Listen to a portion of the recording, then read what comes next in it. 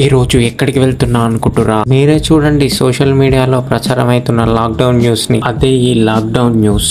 బంకుల్లో petrol అయిపోతుందని చాలా మంది వచ్చారు. మనం కూడా పెట్రోల్ మన బండిలో ఊహించాం. సాయంత్రం అయితే మా ఊళ్ళతో కలిసి అయితే ధురేందర్ మూవీకి అయితే వెళ్ళాను. మూవీ అయితే వేరే ఉంది, థియేటర్ లో చూడాల్సిన మూవీ ఇది.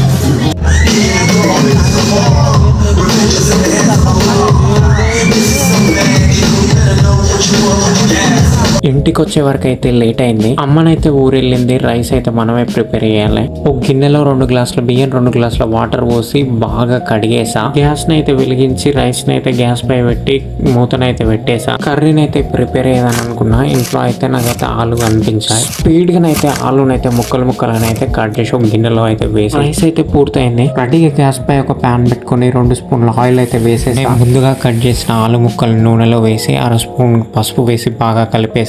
తగినంత అల్లం వెల్లి పేస్ట్, తగినంత కారం, తగినంత ఉప్పును వేసి బాగా కలిపేసా. ఒక్క 2 నిమిషాల పాటు అయితే మూత పెట్టి ఉంచా. 2 నిమిషాల తర్వాత అయితే మూత తీసి తగినంత గరం మసాలా వేసి బాగా కలిపేసా. ఆలు కర్రీ అయితే రెడీ అయిపోయింది. గ్యాస్ ని అయితే బంద్ చేసా. ఒక ప్లేట్ లో వేడి వేడి అన్నం పెట్టుకొని కలుపుకొని తింటే వేరే లెవెల్ అనిపించింది. రేపటి వీడియోలో కలుద్దాం ఫ్రెండ్స్.